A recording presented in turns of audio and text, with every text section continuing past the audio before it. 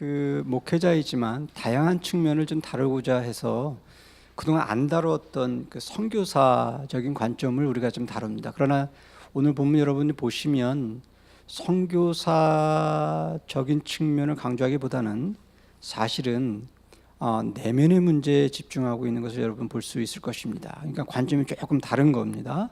그래서 사실은 제가 이거를 선교사님들한테 제가 발제를 부탁할까 그러다가 뭐 잘 안 돼서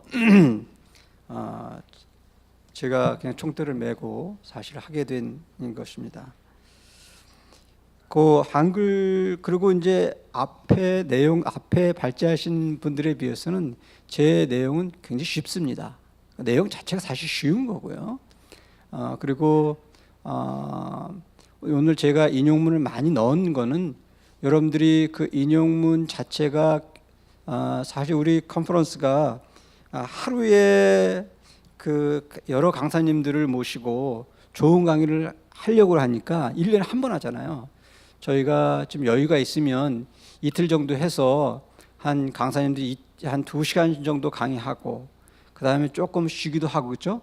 그 다음에 서로 정말 원래 저기 로이 존슨 목사님 그 퓨리턴 컨퍼런스가 원래 그랬거든요. 그렇죠? 그래서 좀 쉬기도 하고 교제도 하고 그렇게 해야 되는데 우리는 하루에 모든 걸 다 하려고 그러니까 좀 무리도 있습니다. 그래서 앉아 계신 여러분도 사실 고생이고 저희들도 사실 이렇게 강사분들께서 계속 시간에 쫓기면서 이제 하는 그런 아쉬움은 있습니다.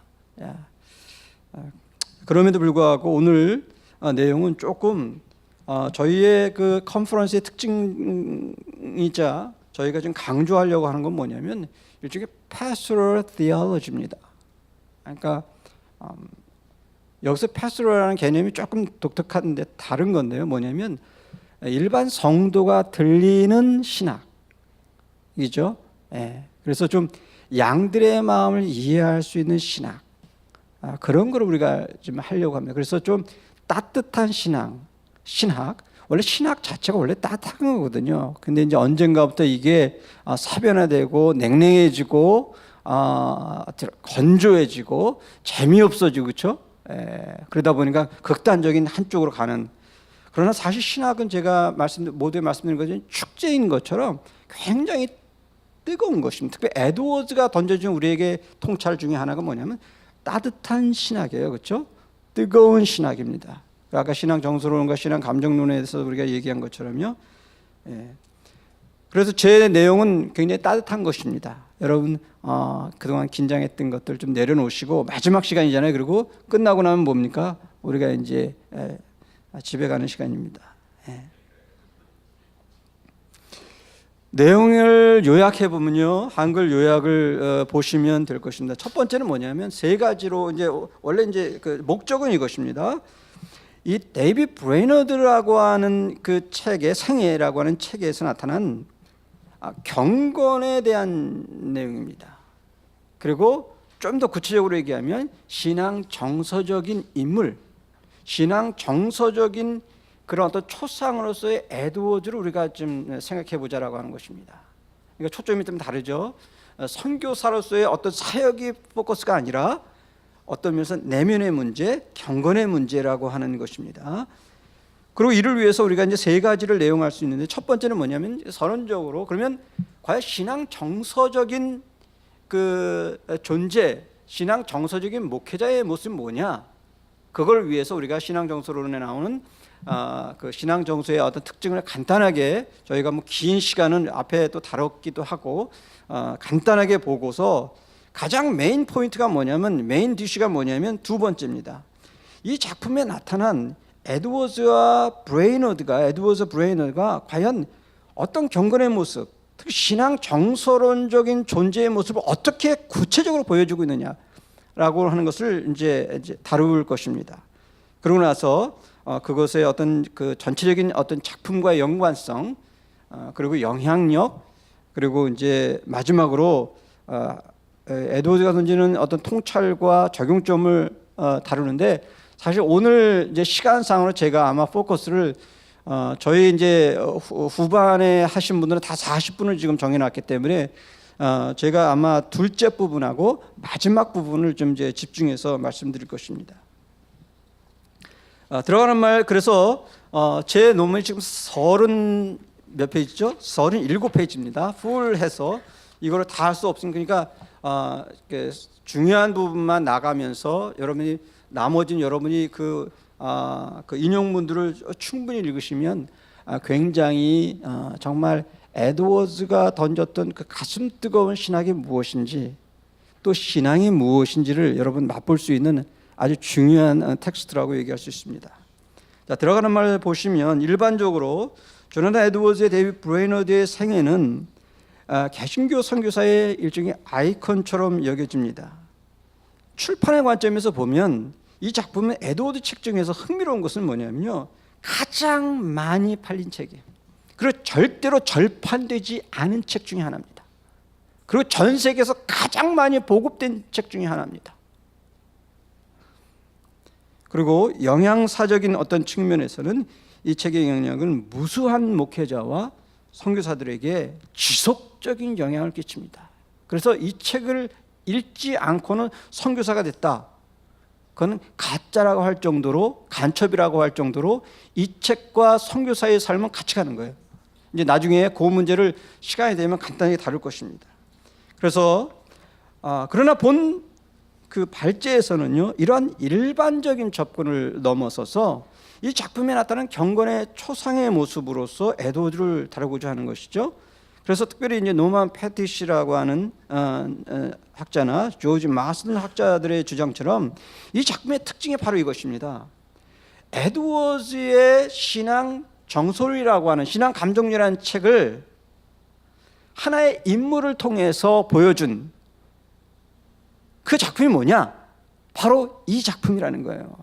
그러니까 신앙 정설은 뭐야? 이론적인 것이지만 그것을 인문화, 구체화시킨 게 뭐냐? 바로 이 데이비드 브레이너드 생이라고 하는 거예요. 그러니까 신앙 정설론과 데이비드 브레이너드 생이는 뭐예요? 일종의 같은 책인 거예요. 어떻게 보면 그 쌍둥이와 같은 거예요. 나눠서 읽으면 안 되는 거예요, 사실은. 그러니까 거기서 한 네 번째 줄 보시면 경건과 부흥의 정점이 신앙 정설론을 한 인물을 통해서 구체화시켰다. 다시 말씀드리면 전기화되고 인물화된 신앙 정설이라고 얘기할 수 있는 것입니다. 그래서 제가 오늘 본문에 여기서 이제 강조하고 싶은 건 뭐냐면, 포커스가 뭐냐면 결국은 신앙 정서적인 인물로서의 에드워즈와 또 브레이너드의 모습을 보자라고 하는 것입니다. 근데 이 작품 읽으면요, 좀 여러 가지 오해가 있습니다. 그리고 고려할 점이 있어요. 한번 보시면 뭐라고 해요? 첫 번째는 지루하다는 거예요. 왜 그러냐? 화려한 성공의 신화가 없어요. 읽어보면, 그렇죠? 또 지루한데, 두 번째 보시면 뭐야? 주인공의 반복적인 이 우울증의 문제, 그리고 내면 생활에 대해서 좀 더 우리가 극단적으로 얘기하면 굉장히 편집증적인, 그렇죠? 어떤 그러한 증상을 우리가 지금 보게 됩니다. 사실 제가 이제 워싱턴에서 이제 주로 목회자들을 지금 이제 교육하고 재교육하고 있는 입장인데, 한 목사님이 사실 그런 얘기를 하셨어요. 읽으면 너무 그 내면의 문제에 너무 집중하고 있다는 거죠. 그게 지루한 거예요, 사실은. 예. 그리고 완벽하지 않고 인간적인 결함이 많은 이 청년 선교사가 과연 우리들에게 무슨 그 어떤 영향력을 주겠는가, 선한 것이 나겠는가. 그리고 다섯 번째 보시면 그 선교사의 생애가 왜 우리 성도에게 어떤 또 목회자, 일반 목회자에게 어떤 도움이 되겠는가.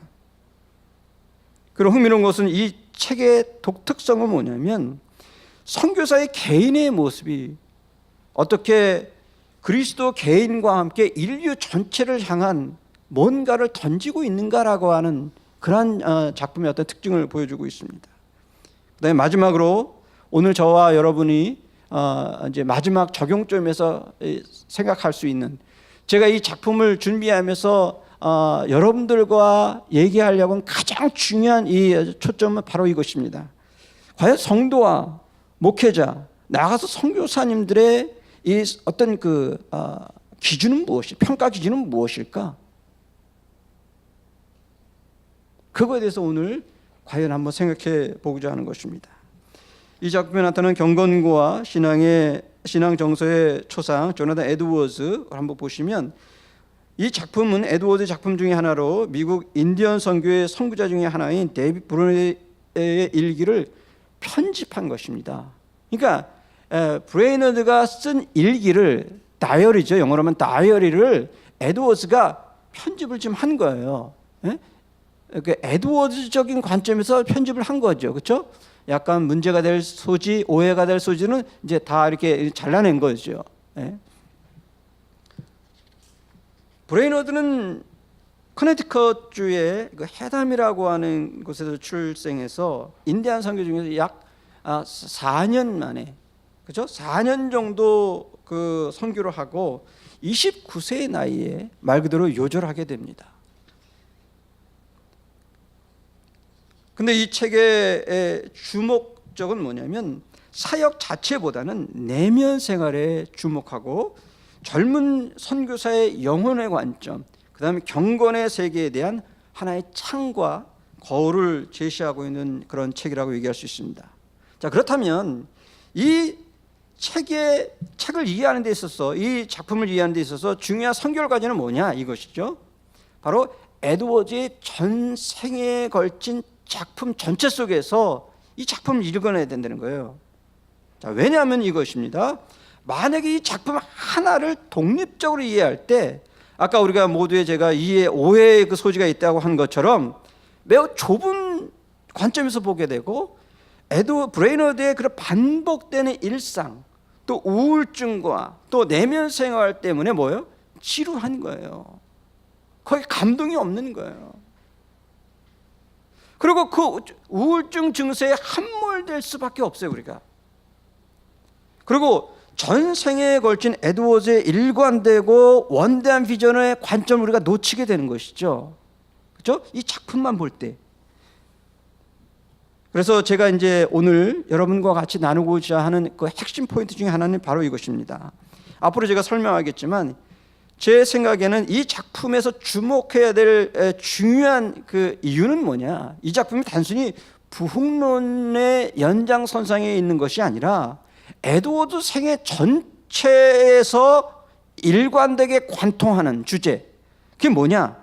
결국은 경건에 대한 열망입니다. 그죠? 좀 더 구체적으로 얘기하면 신앙 정서적인, 그리고 참된 신앙의 본질에 대한 에드워즈의 어떤 추구, 그것을 보여주고 있는, 그리고 특별히 전기적인 모습으로, 전기적인 작품으로 보여줬다라고 하는 것이 여기서 이제 하이라이트가 될 수 있습니다. 이런 점에서 에드워드 자신도 이 작품의 전기적인 방법론의 가치와 사례를 설명합니다. 그러면서 이렇게 얘기합니다. 그 인용문 보시면 굉장히 중요한 인용문인데요. 세상에 참된 신앙과 가치를 제시하고 권하는 방법은 두 가지가 있다. 하나는 교리와 말씀을 전하는 것이고, 그렇죠? 또 하나는 뭐냐면 예증과 본보기를 통해서 하는 것이다. 그렇죠? 교리와 모범이라고 하는 것이죠.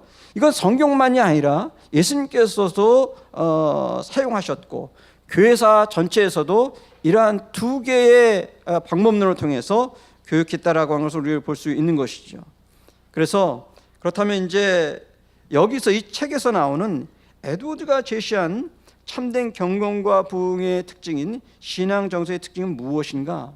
그리고 그런 목회자의 모습은 무엇인가? 잠시 한번 생각해 보고자 합니다. 제가 이거를 길게 설명하지는 않겠습니다. 거기서 보면 첫 번째, 에드워드 신앙 정서에 나타나는 신앙 정서적 목회자의 특징을 볼 수 있는데, 신앙 정서로는 우리 앞에 이제 강사분께서 설명했기 때문에 거기서 보시면 무엇보다 참된 신앙과 부흥적인 감정이 무엇이냐, 부흥을 경험한 감정이 무엇이냐, 정서가 무엇이냐를 역사적이고, 당시 역사적이고, 그 다음에 굉장히 개인적이고, 그리고 굉장히 신학적이되 굉장히 목회적인 것입니다. 이 책을 읽으면 그렇기 때문에 어떤 면에서 굉장히 실천적인 요소가 있습니다. 신학적이면서도 성경적이면서도, 그렇죠? 제가 사실 목회자들하고 같이 이 책을 읽을 때 가장 도전을 받은 책이 이 책입니다. 사실 목회자 자신들이 그리고 얘기하는. 그래서 18세기 뉴잉글랜드의 종교적인 부흥을 배경으로 해서 어떤 기준으로 과연 참 경건과 거짓 경건을 구분할 것인가에 대한 그러한 고민을 담고 있는 것이죠. 그래서 이 구성적인 면에서 일부에서는 신앙과 정서의 문제가 어떤 것이냐, 과연 신앙 정서라고 한 이 religious affections라고 하는 이 개념이 무엇이냐를 설명하고요.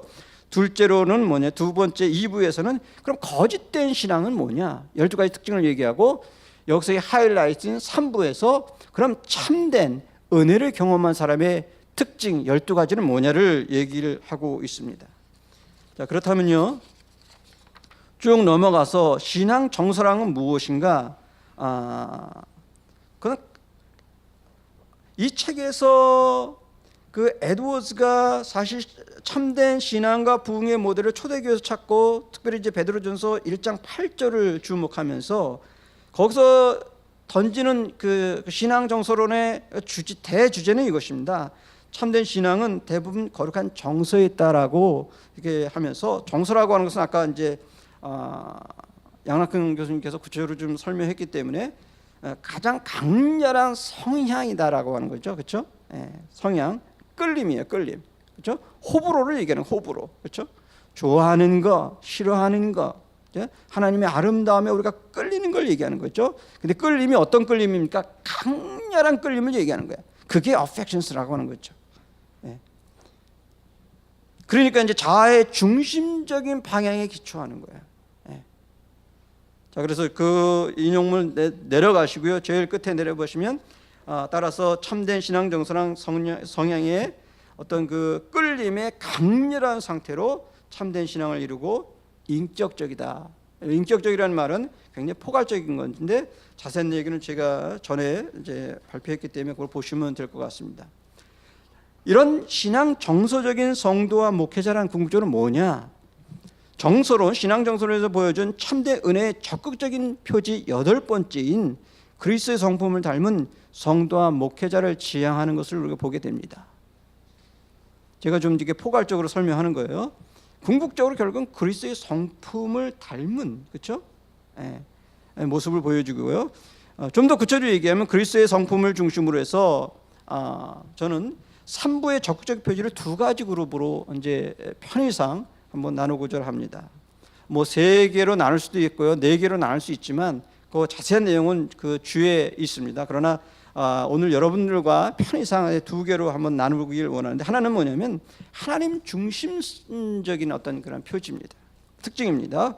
그런 그룹으로 얘기했어요. 그래서 표지 첫 번째부터 5번째, 그리고 다른 하나는 실천성의 문제, 특별히 이제 표지 6번째부터 12가지를 그렇게 2가지로 얘기할 수도 있어요. 하나는 하나님 중심의 어떤 신학과 어떤 성령님의 역사의 그런 관점에서 볼 수 있는 것이고요. 그 다음에 다른 하나는 뭐냐면 실천적인 면에서 볼 수 있다라고 얘기할 수 있는 것입니다.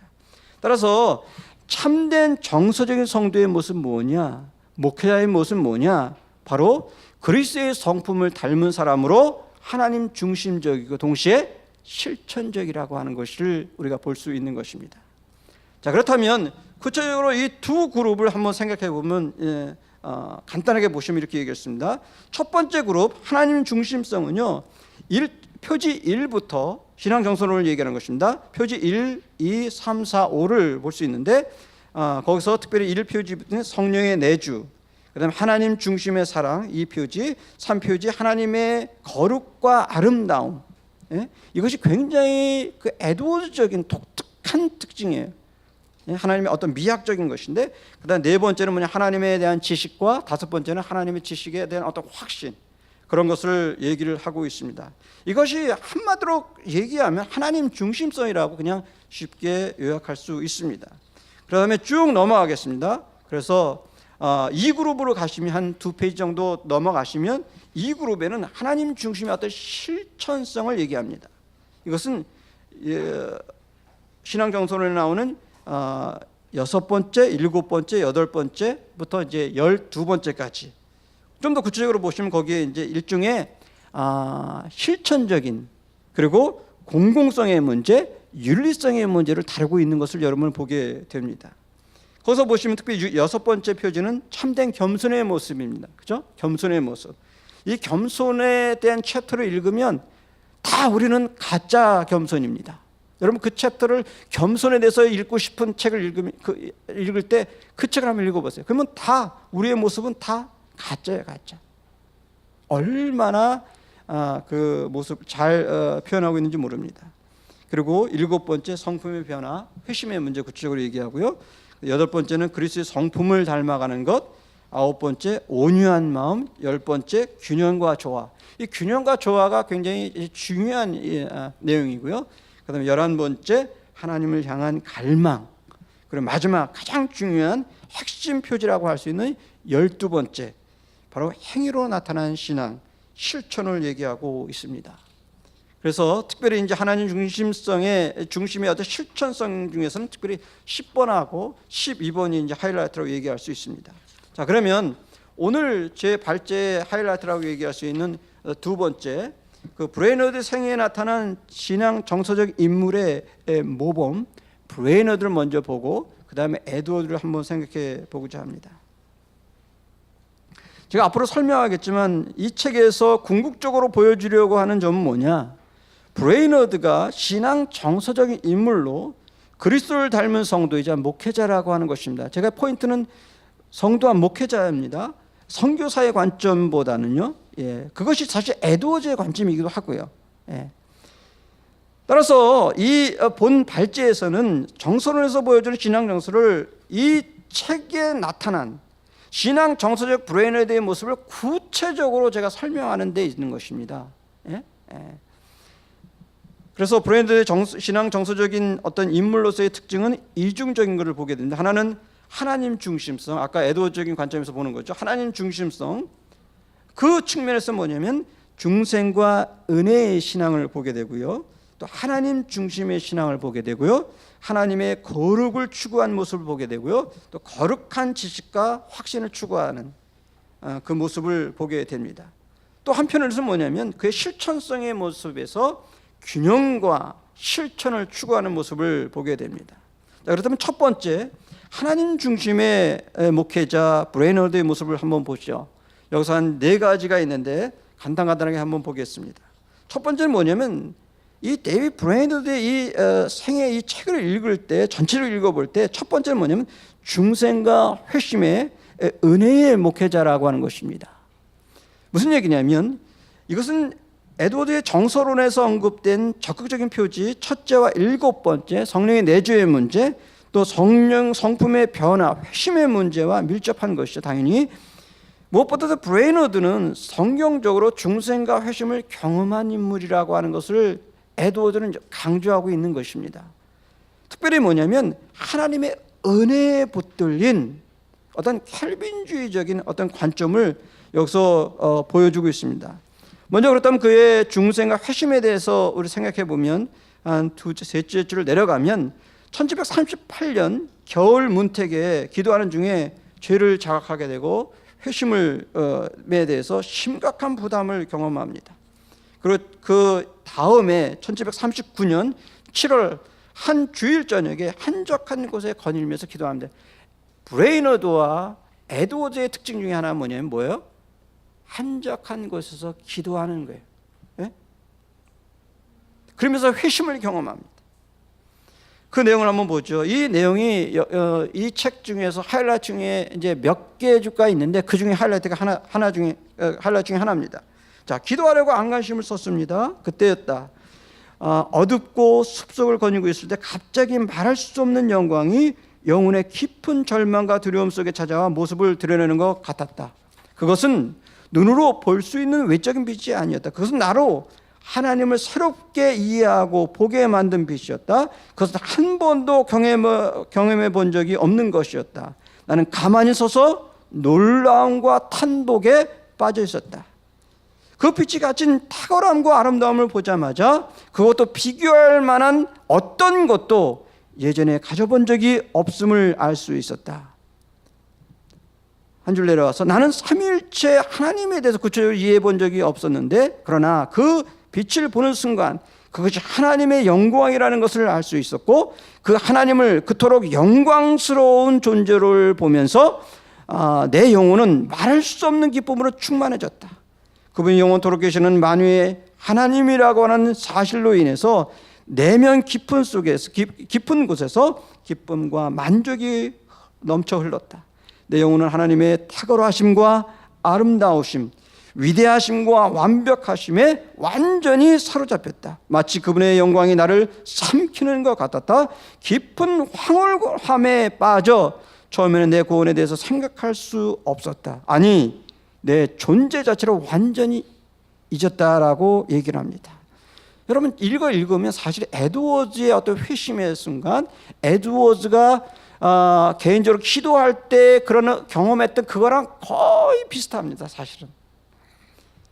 자, 그 다음 인용문 내려가서요, 브레너드의 일기 전체를 통해서 에드워즈가 본 특징은 뭐냐면요, 브레너드의 회심은 두 가지 특징을 갖는다라고 하는 거죠. 첫 번째는 뭐냐면 매우 성경적이다. 순간적인 변화만이 아니라 지속적인 어떤 변화를 보여준다라고 하는 것이고요. 또 하나는 뭐냐면 굉장히 하나님의 주권이 강조된, 은혜가 강조된 바로 그 켈빈주의적인 모습을 보여주는 은혜의 교회를 확증하는 텍스트라고 그렇게 얘기를 하고 있습니다. 자, 그 다음에 다음 두 번째 쭉 내려가서 두 번째 하나님 중심 목회자의 측면을 보시면 정서론에 나오는 적극적인 표지 두 번째 하나님 중심성과 매우 밀접한 것이죠. 브레너드의 이 신앙은 하나님의 본성의 문제, 그렇죠? 하나님의 본성의 문제에 기초한 신앙의 목회자였다라고 하는 걸 볼 수 있습니다. 그리고 그의 신앙은 철저히 삼위일체 하나님의 본성, 그분의 위대함과 탁월성에 기초하고 또 그것을 목적으로 하는 신앙이었다라는 걸 우리가 보게 됩니다. 절대로 위선자들과 같은 자신의 이익을 위한 신앙이 아니었다라고 하는 것을 보게 됩니다. 세 번째로 하나님의 거룩을 추구한 목회자인 것을 보게 됩니다.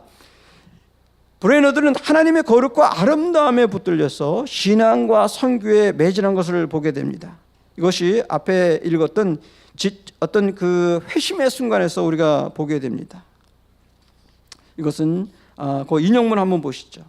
브레너드가 마음으로 새롭게 깨달은 아름다움과 선함, 그것은 바로 뭐냐? 거룩함이며 하나님을 따라 사는 것이며 그분을 영화롭게 하는 것이었다. 이것은 브레너드가 회심하는 순간부터 세상을 떠나는 날까지 그의 삶에서 변함없이 분명하고도 풍성하게 나타났다.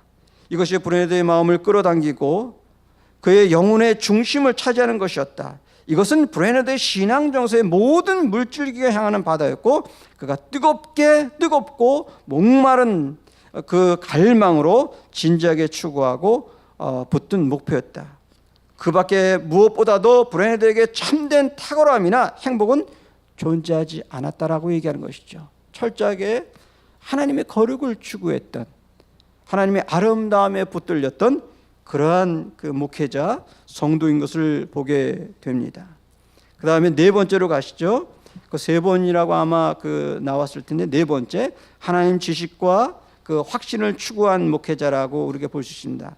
그 세 번째 두 줄 내려가서 브레너드의 신앙은 철저히 하나님에 대한 지식과 신학 그리고 실천적인 확신의 소유자였던 것을 보게 됩니다.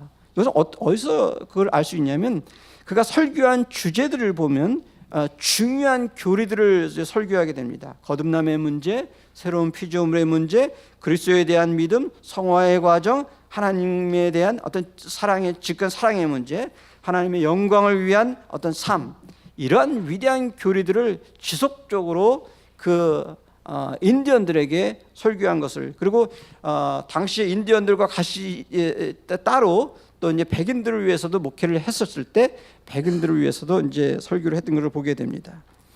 지금까지 우리는 첫 번째 모습으로 하나님 중심의 어떤 그 목회자의 모습, 브레너드의 삶을 우리가 보았습니다. 두 번째는 뭐냐면 하나님 중심의 어떤 실천적인 목회자의 모습을 보게 됩니다. 이것 어쩌면 굉장히 중요한 이슈입니다. 이것이 아마 오늘 저랑 여러분 발제하면서 가장 브레너드적인, 그리고 브레너드의 어떤 그 독특성을 가장 잘 보여주는 내용이라고 얘기했습니다. 쉽게 말하면 우리 이제 왕관의 주얼과 같은 거예요. 왕관에서 가장 하이라이트가 그 다이아몬드나 그 주얼이거든요. 바로 이 장면을 얘기할 수 있습니다. 첫 번째 그 실천적인 목회자 브레이너의 모습은요, 첫 번째는 신앙의 균형과 습관성을 추구한 목회자라고 하는 것이죠. 이 균형은 물론 이제 에드워적인 측면을 얘기하고 있습니다. 특별히 이제 균형과 열 번째 그 표지인 균형과 조화의 문제인데요. 에드워즈에게는 이 균형은 굉장히 습관적이라고 하는 것을 얘기합니다. 좋은 의미에서 습관을 얘기하죠. 왜냐하면 참된 신앙은 습관적이기 때문이라고 얘기를 합니다. 그래서 브레이너드의 균형과 조화의 측면을 보시면 두 가지 측면을 볼 수 있습니다. 하나는 뭐냐면 습관적인 경건과 기도의 시간입니다. 또 하나는 개인의 치명적인 연약함. 다시 말씀드리면 지속적인 우울증과 병약함 속에서도 포기하지 않고 습관적으로 거룩과 사역을 경주한 점입니다. 자, 그렇다면 우리 첫 번째 균형, 특별히 이제 그 브레이너드의 이 기도의 습관을 한번 생각해 보죠. 그는 말 그대로 전생애 동안 회심 이후에 기도의 용사였습니다. 그리고 에드워즈적인 표현대로 골방의 신앙의 용사였던 것을 우리는 보게 됩니다. 그 회심도 습관적으로 습석을 거니면서 기도하는 중에 은혜를 체험한 것이기도 하고요. 특별히 1742년 4월 20일에 기도의 내용을 보면 중보기도하는 내용을 이렇게 얘기합니다. 아침에 은밀한 기도를 드리며 2시간을 보냈다. 하나님은 다른 때보다 불멸의 영혼을 위해 더 필사적으로 기도하며 몸부림치게 해주셨다. 온몸이 땀에 흠뻑 젖었다라고 이렇게 고백을 합니다. 그러면서 이제 다음 한 4줄 내려가시면 수개월의 시간보다 오늘 저녁에 하나님 자들과 잃어버린 죄인들을 위해 더 큰 능력으로 중보할 수 있었다. 귀하신 주님이 속히 오시기를 갈망한다. 오, 그 복된 순간이여 빨리 오라. 내가 원하는 것은 오직 더 거룩해지고 사랑하는 주님을 더 닮아가는 것이다. 오, 성화를 갈망한다 라고 이렇게 고백을 합니다. 쭉 내려가서 인용문 내려가셔서 여기서 우리가 생각할 수 있는 것은 브레이너드의 기도의 내용과 태도를 잠시 생각해 볼 수 있습니다. 에드워즈의 지적대로 브레이너드의 가장 성공을 거둔 시기였던 시기가 언제냐면 제7부예요. 이 책에서 7부. 특별히 어디냐면 바로 그 크로스윅이라고 하는 곳에서 서스케하나라고 하는 지역에서의 그런 사역인데, 근데 이제 그 어떤 다른 곳에 비해서 그래도 성공적인 사역을 했던 그런 비하인드 어떤 그 스토리는 뭐냐? 결국은 에드워즈가 볼 때는 그의 수고와 또 기도가 아니었겠느냐라고 이렇게 설명을 합니다.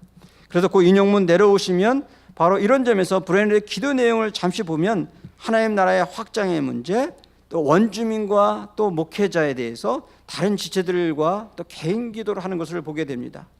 인용문 다음에 내려오면 기도의 특징으로서는 매우 은밀하게 기도했습니다. 그리고 정기적으로 기도했고요, 시간을 선용한 것을 우리가 보게 됩니다.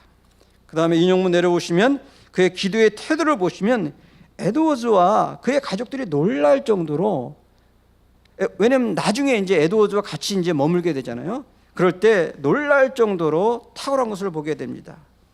그래서 에드워즈의 브레이너드의 기도의 제목을 또 특징을 보면 이렇게 얘기합니다. 겸손과 단순성이 굉장히 청교도적인 어떤 기도를 보게 되는 것이죠. 그다음에 예의와 적절성, 그리고 자연스러움, 그렇죠? 현학적이지 않은 거, 자연스러운 거. 그다음에 인간의 비참함의 문제, 하나님의 탁월성의 문제. 그다음에 시온의 나라의 번영과 원주민 전도와 부흥에 대해서 설명하고 있습니다. 그 인용문이 긴데 그거 제가 넘어가겠습니다. 이상에서 살펴본 것처럼 브레이너드의 균형의 첫째 측면은 뭐냐? 그것은 습관적인 경건의 모습, 특별히 기도의 시간을 통해서 우리가 잘 볼 수 있다라고 하는 것입니다. 그 다음에 둘째 균형의 측면은 바로 이것이 브레이너드의 독특성을 얘기하는데요. 인간의 치명적인 결함, 좀 더 구체적으로 말씀드리면 지속적인 우울증과 또 병약에도 불구하고 포기하지 않고 습관적으로 신앙과 사역을 경주한 점입니다. 자, 먼저 브레이너드의 인간적인 결함을 생각해 보면 그는 우울증과 병약으로 고생을 했습니다. 우울증의 원인 중에 하나는 가장 중요한 이슈가 뭐냐면 당시 예일 대학에서 정학을 당한 거예요. 1942년 정학을 당하는데 부흥 관련 모임에서 그 위틀시라고 하는 교수님에 대해서 은혜가 없는 사람이라고 편하게 사실 친구들끼리 그 또래 집단에서 모여서 얘기한 거예요. 근데 그것이 어떻게 학교 당국에 들어가게 돼서 어떻게 됐어요? 결국은 정학을 당하는 어처구니 없는 그래서 에드워즈나 주위 사람들이 이것을 위해서 일종의 이제 구명 운동을 하려고 굉장히 많이 했지만 결국은 안 하게 되고 나중에 이제 해결됐던 그런 것입니다. 그래서 이 정학이 이 브레이너드 생에서 가장 괴롭힌 사건 중에 하나였어요. 그리고 결국은 세상에서 그리고 예일대 다닐 때 굉장히 스마트했습니다. 탁월했어요. 그러니까 사실 졸업하면 뭐예요? 자기가 뭔가 세상에서 큰 일을 도모할 수 있었는데 이것 때문에 뭐예요? 완전히 쉽게 말하면 꺾이는 거예요. 그리고 하나님의 어떻게 보면 역설적인 섭리에 의해서 선교사의 길을 걷게 됩니다. 또 하나의 우울증의 원인은 한때 휩쓸렸던 광신자들과의 어떤 신앙의 문제입니다. 그리고 그런 것 때문에 이런 우울증의 고통이 평생을 지속하게 되는 것을 우리가 보게 됩니다. 거기서 한 3줄 4줄 내려오면 그는 지난날의 수치로 인해서 괴로워하는 것을 보게 되는데요.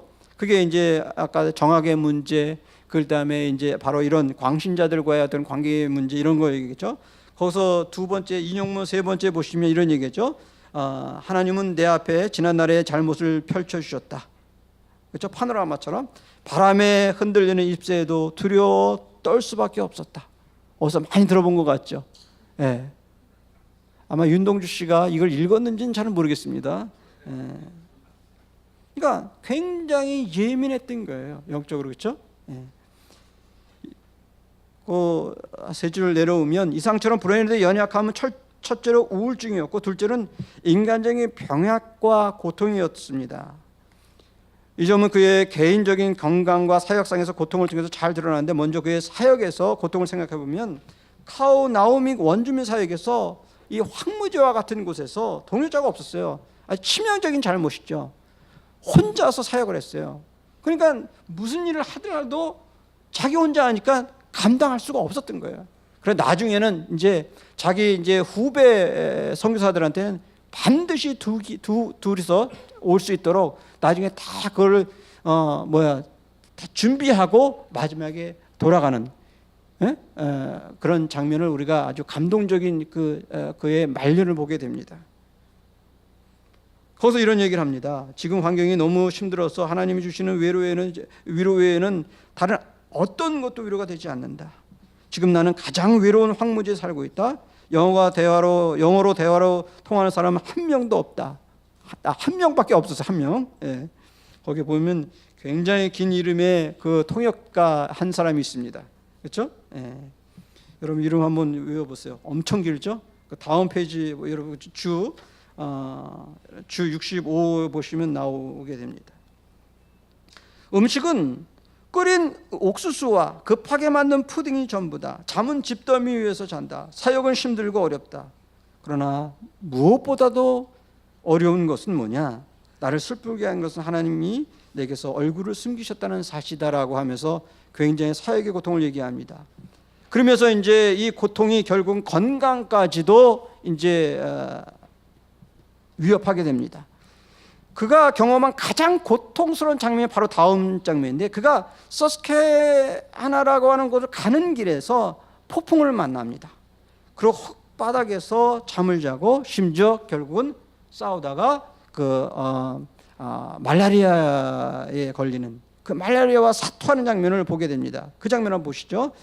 그 인용문에서 끝에 첫 번째 오른쪽 끝에 보시면 그는 무시무시한 황무지를 통과해 가는 동안 그는 여기서 이제 브레이너드입니다.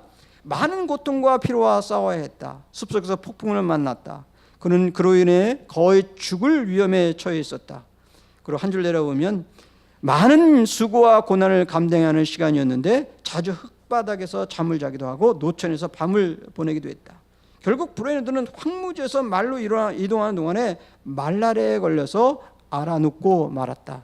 불덩이 같은 열로 머리와 장기, 안에 있는 장기죠, 모든 극심한 통증에 시달려 했다. 많은 피를 쏟기까지 했다. 브레이너들은 황무지에서 생을 마감한다는 생각까지 할 정도였다라고 하는 것이죠. 다행히 하나님의 은혜로 일주일 후에 이제 회복되는 그런 모습을 보게 됩니다. 자, 그러다 한 4줄 내려와서 이상에서 살펴본 것처럼 브레이너들은 심각한 인간적인 결함으로 우울증과 사역으로 인해서 병약함을 가졌습니다. 그러나 균형의 관점을 볼 때 에드워즈가 이 젊은 선교사를 높이 평가한 것은 뭐냐? 바로 이 결함을, 비극적인 결함을 극복한 데 있습니다.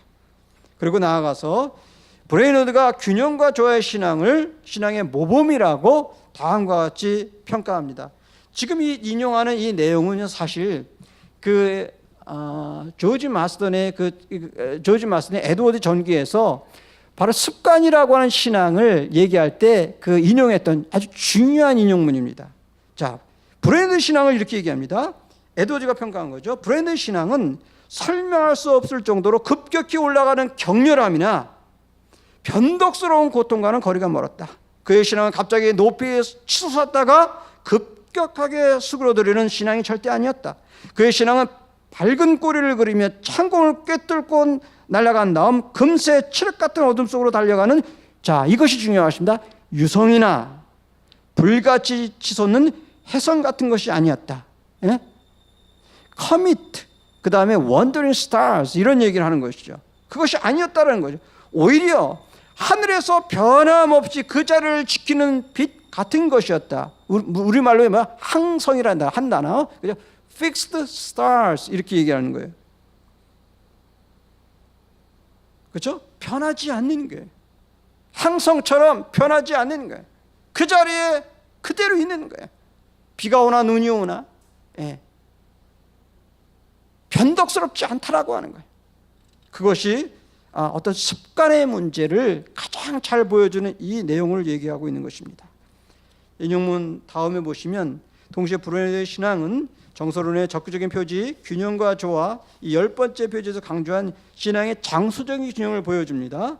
군중 속에서 열광할 뿐만 아니라, 그렇죠? 어떤 그 회중과 함께 고독 중의 신앙을 유지했던 골방의 신앙을 강조했던 것입니다. 물론 이 골방의 신앙이라는 단어는 에드워드적인 단어인 것입니다. 인용문 내려가겠습니다. 와, 벌써 5분 남았다 그러네요. 그렇죠? 예. 그래서 그 다음에 이제 신앙의 실천을 추구한 목회자라고 하는 것을 우리가 보게 됩니다. 거기서 쭉 내려가시면요, 하나, 둘, 한 세 번, 네 번째 줄에 보시면 인용문 내려가서 이렇게 얘기했습니다. 무엇보다도 브레이너드의 실천적인 측면을 가장 잘 보여주는 것 중에 하나는 선교 사역의 여러 고난 중에서 세상 것을 포기하고 하나님의 나라의 확장과 원주민 선교를 위해서 경주했던 그의 실천적인 삶이에요. 자, 그때 이제 뭐라고 얘기냐면 이렇게 얘기합니다. 그는 복음을 위한 인생은, 하나님의 영광을 위한 인생은, 그렇죠? 복음을 위한 인생, 하나님의 영광을 위한 인생은 뭐다? 결코 잃어볼 것이 없다라고 유명한 고백을 합니다.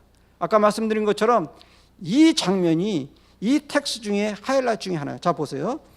자, 제가 볼드체로 썼는데, 하나님께서 나를 다루셨던 방식들이 고독과 고난의 삶에 적응하도록 만들어 놓으신 것 같다. 자, 그 다음이 하이라이트입니다. 잃어버릴 것도 세상에 미련둘 것도 없게 하셨다. 그래서 모든 것을 포기한다고 해도 아무것도 잃을 것이 없다. 영어로 말하면 밑에 나와 있죠. Nothing to lose. 하나님 앞에 내가 말과 total renunciation, 하나님 앞에 모든 것을 포기하고 났을 때 뭐예요? 내게 하나님의 영광과 하나님 나라와 몸된 교회를 위해서 나의 삶이 들어진다면 뭐예요? Nothing to lose. 여러분 어디서 들어본 것 같아요? 짐 엘리엇의 He's no fool이라고 하는 그 내용하고 거의 유사한 것입니다. 그 주에 그런 내용을 볼 수 있습니다. 그래서 인용문 밑에 보시면 그런 죽음 앞에서 하나님의 영광만이 전부라고 얘기를 합니다. 그러면 하나님의 영광을 위해 사는 것이 뭐라고 얘기냐면 그것이 내가 갈망하는 천국이요, 신앙이요, 행복이라고 얘기해요.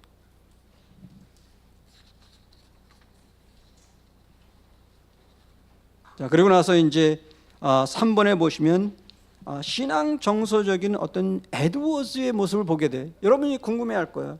왜 책이 브레이너드에 대한 내용인데 왜 에드워즈냐고 하고 얘기할 수 있어요? 한마디로 얘기할 수 있습니다. 이렇게 얘기합니다. 에드워즈는 이 책을 통해서 제가 볼 때 어떻게 얘기하냐면 일종의 이중 화법을 쓰는 거예요. 무슨 말인지 아시겠죠? 많이 이제 문학 작품에서 이런 얘기를 하죠. 지금 브레이너드를 얘기하지만 사실은 누굴 얘기하는 거예요? 에드워즈 자신을 얘기하는 거예요. 사실은 여러분 잘 보시면 자세한 얘기를 보게 됩니다. 특별히 이제 한 4줄 정도 내려가시면 거기에 이제 에드워즈가 이 브레이너드의 그 장례 설교를 합니다. 근데 그 장례 설교라는 그 내용의 브레이너드의 모습이 누구다고요? 결국은 에드워드 자신의 모습이에요. 그러니까 이 데이비드 브레이너드의 생애에서 나타난 브레이너드의 모습만이 아니라 거기에는 뭐예요? 어떤 모습이 드러난다? 신앙 정서적인 에드워즈의 모습이 드러난다라고 얘기할 수 있는 것입니다.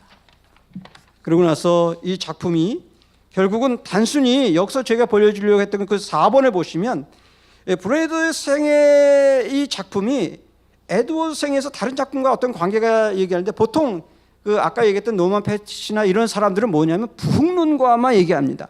그러나 제가 여기서 그것에 어느 정도 공간을 인정하지만 문제점은 뭐냐면 에드워드 전체를 읽을 때 특별히 그 전개적인 3부작 거기서 드러난 것을 놓쳤다라고 하는 것이죠. 무슨 얘기냐면 단순히 부흥론의 관점만이 아니라 이미 젊었을 때 그렇죠? 그의 신앙 3부작인 바로 자서전 결심문 1기에서 이러한 경건에 대한 완벽한 그리스도인을 향한 그러한 추구가 이미 있었다라고 하는 거예요.